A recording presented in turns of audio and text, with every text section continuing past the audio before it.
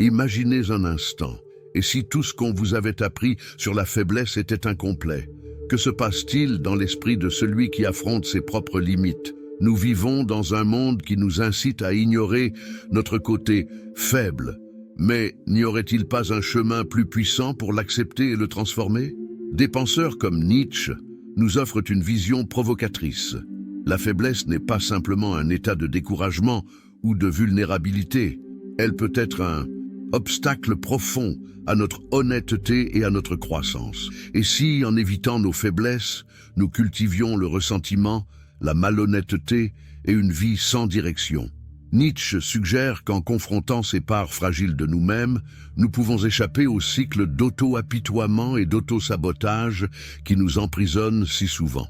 C'est là que la véritable force entre en jeu, celle qui se construit par l'autodépassement, alignant notre volonté avec notre destin, dans un engagement inébranlable de croissance.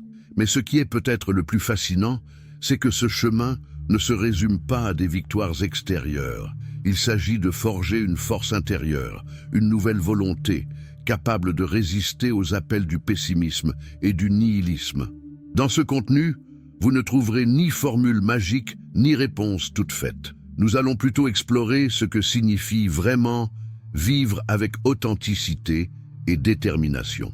La faiblesse est un thème intrigant et bien plus profond qu'il n'y paraît à première vue. Il est facile de la voir comme quelque chose de simple, presque innocent, mais elle porte une complexité que peu de gens perçoivent.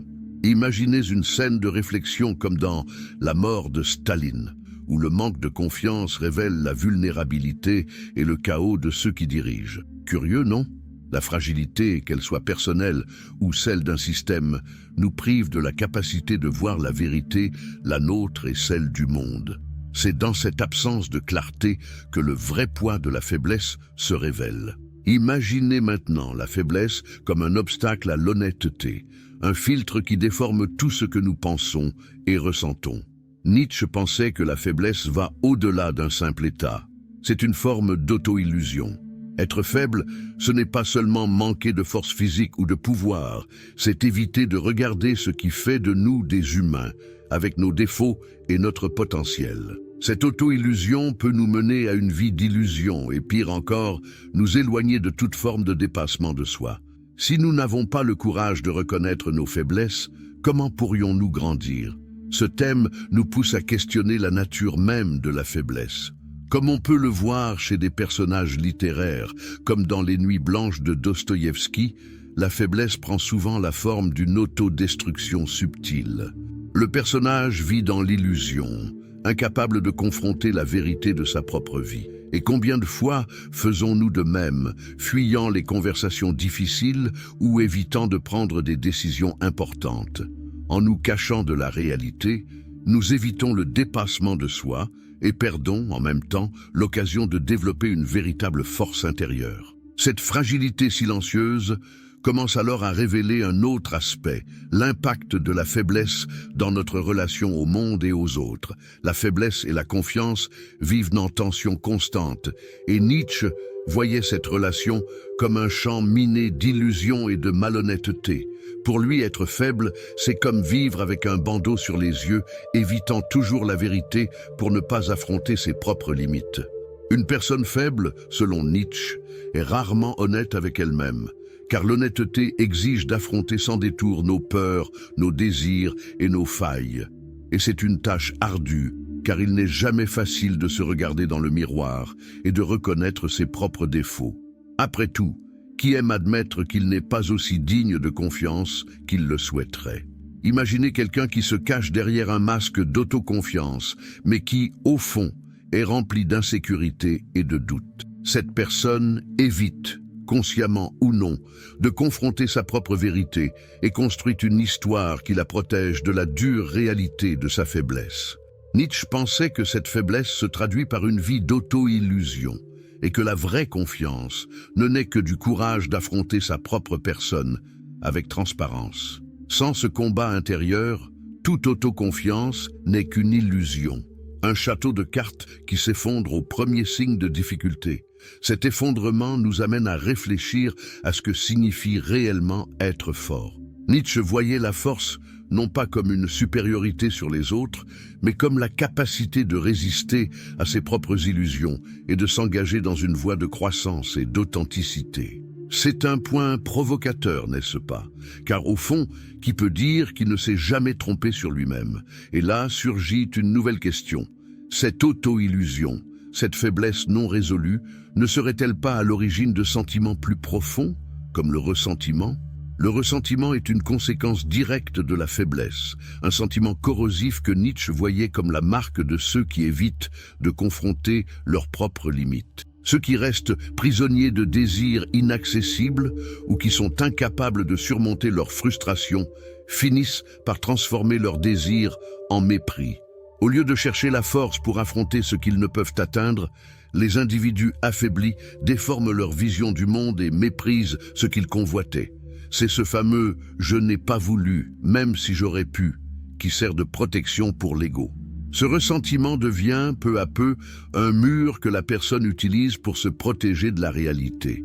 Internet, aujourd'hui, nous montre de nombreux exemples de ce ressentiment, comme ce gentil gars qui, lorsqu'il est rejeté, passe de l'admiration au mépris. C'est la personnification du ressentiment décrit par Nietzsche, quelqu'un qui, incapable d'atteindre ses objectifs, transforme son affection en dédain pour ne pas faire face à la douleur d'être rejeté. Et cela ne se limite pas au monde en ligne.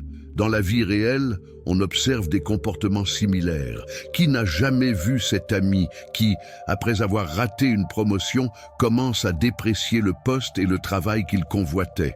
Le ressentiment devient un poison qui consomme l'énergie qui pourrait être utilisée pour améliorer sa propre vie.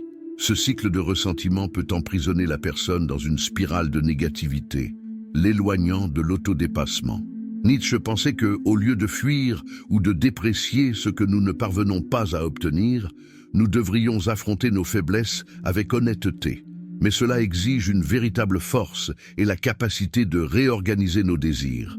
Voilà le prochain pas de ce cheminement, la volonté ou l'absence de celle-ci pour donner une direction et un but à notre vie. C'est ici que la réflexion de Nietzsche nous amène à penser à l'importance de l'organisation de la volonté et à la manière dont elle détermine notre chemin. La désorganisation de la volonté pour Nietzsche est l'un des plus grands obstacles à la croissance. Sans une volonté ferme et coordonnée, nous finissons à la dérive, sans direction. C'est comme essayer de construire une maison sans plan. Chaque désir, aussi intense soit-il, se perd dans un chaos sans but. Et que reste-t-il?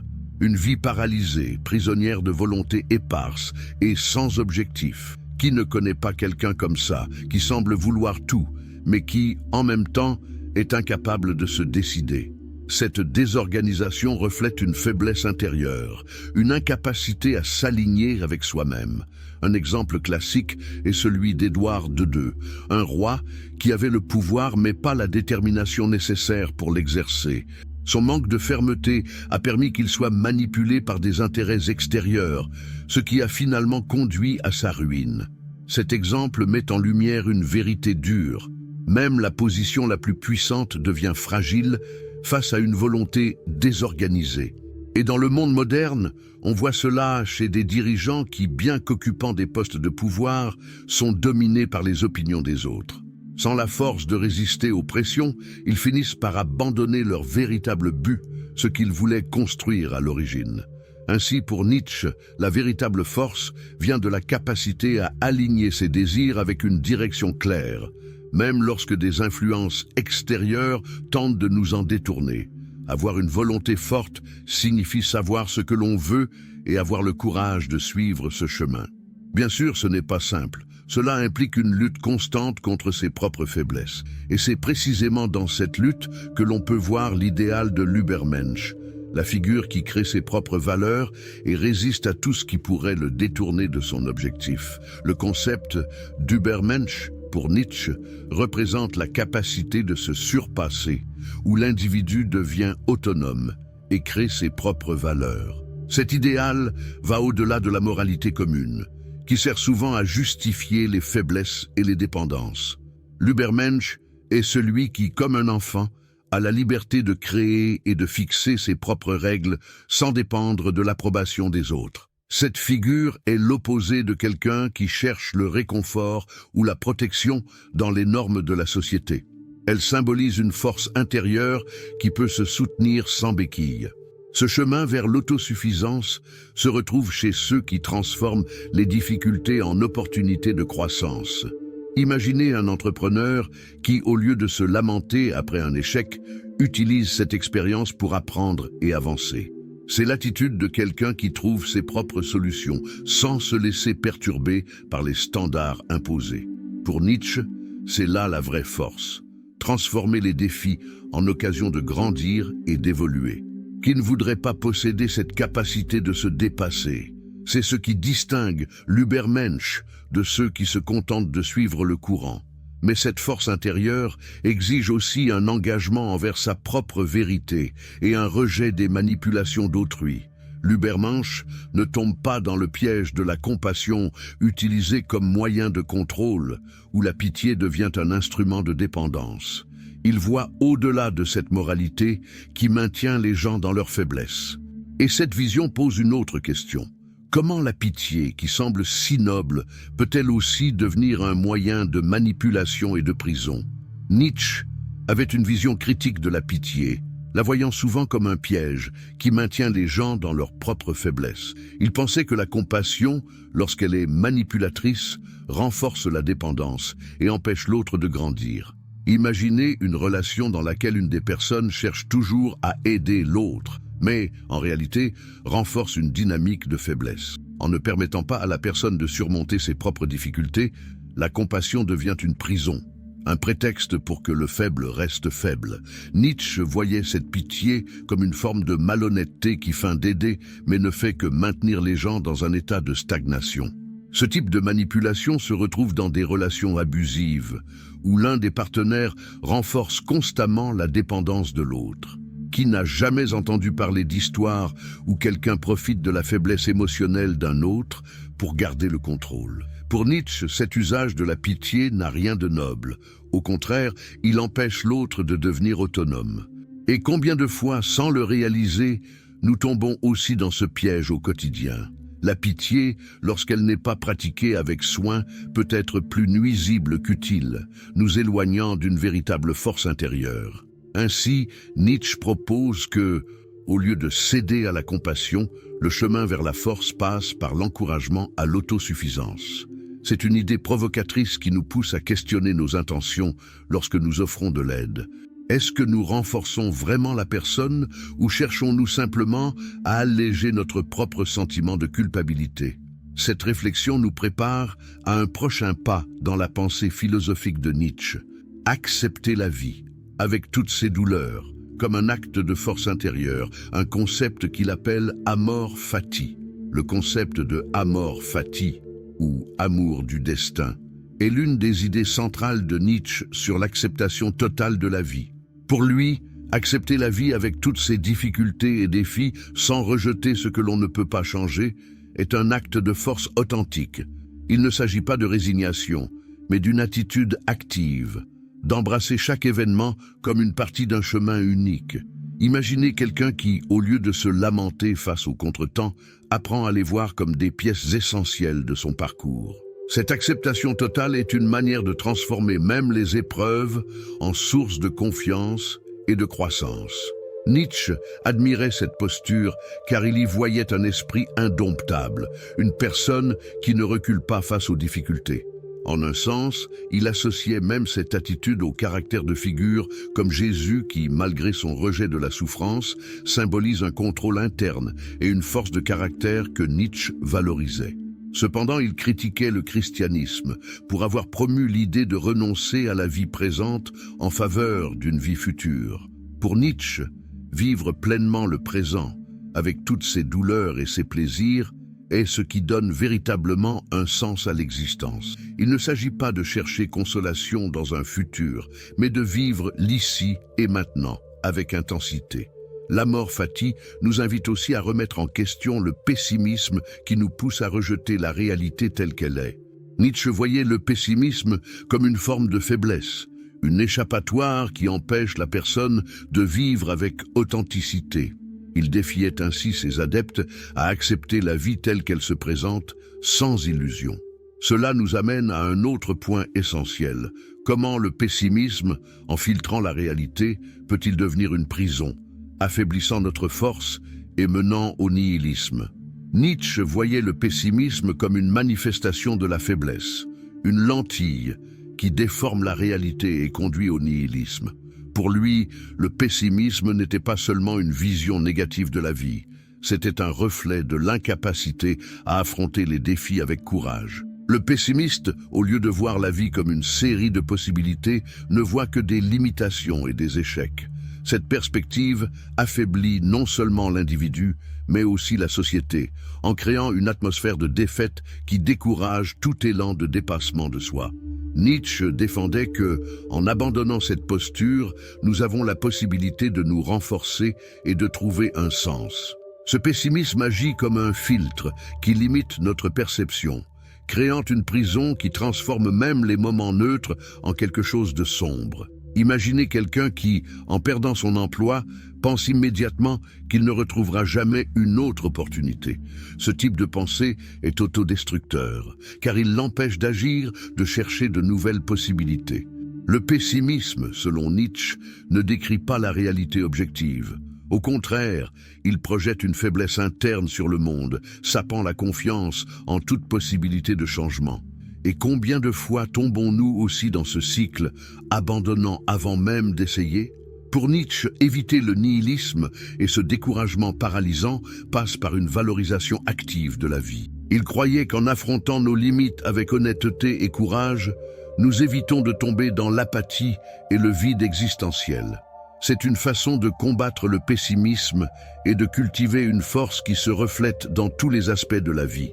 Et ce point culmine dans sa vision finale, la défense d'une vie pleine et précieuse où chacun peut créer un sens et éviter le nihilisme en donnant de la force à sa propre existence. Pour Nietzsche, vivre une vie précieuse, c'est accepter et célébrer cette force vitale qui nous pousse, en évitant le vide du nihilisme.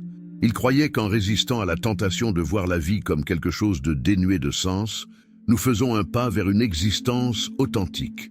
Vivre pleinement signifie reconnaître que chaque défi a le potentiel de nous renforcer, pourvu que nous l'affrontions avec courage. Nietzsche affirme que, en nous engageant dans une existence vibrante et signifiante, nous éloignons le pessimisme et créons une vie qui vaut la peine d'être vécue. C'est une quête d'authenticité, où la vie cesse d'être un fardeau pour devenir un motif de célébration. Cette force vitale va bien au-delà du simple désir de survie. Elle est une invitation à transformer chaque instant en quelque chose de précieux. Nietzsche pensait que le sens de la vie ne vient pas de sources extérieures, mais de notre disposition à affronter chaque obstacle comme une opportunité de croissance. Il nous invite à abandonner toute posture de victime, en embrassant la responsabilité de notre propre destin. Pour lui, la véritable force réside dans le fait de devenir maître de notre existence, même face aux incertitudes. La vie prend tout son sens lorsque nous assumons le contrôle de notre destin avec confiance et but. Ainsi, Nietzsche laisse une question en suspens, presque comme un défi. Que seriez-vous prêt à faire pour vivre pleinement? Comment faites-vous face à vos propres faiblesses pour les transformer en force? Ces questions nous poussent à réfléchir sur notre propre chemin, sur ce que nous pouvons faire pour le rendre plus authentique et précieux. Peut-être, en acceptant ces idées, pourrions-nous nous rapprocher de cet idéal nietzschéen d'une vie forte et significative. Et maintenant, la question inévitable, que ferez-vous de ce savoir? Comment allez-vous affronter vos faiblesses et transformer chaque défi en une occasion de renforcement? Nietzsche nous provoque à aller au-delà de notre zone de confort, à ne pas seulement résister mais à grandir avec chaque expérience. Cela peut être inconfortable, mais avez-vous déjà réfléchi à la manière dont la faiblesse pourrait être le point de départ de la véritable autodépassement? Le changement commence lorsque nous décidons de faire face à nos propres limites en acceptant notre destin avec confiance plutôt qu'en nous accrochant à des illusions. Alors demandez-vous, jusqu'à quel point êtes-vous prêt à vivre une vie authentique, à cultiver une volonté organisée et à embrasser l'amor fati? l'amour de votre propre chemin. Rappelez-vous que vivre pleinement demande du courage et de l'honnêteté, car seule la personne qui affronte la vérité peut vivre sans ressentiment. Que diriez-vous de vous engager à valoriser votre propre force de volonté, au lieu de céder au piège du pessimisme?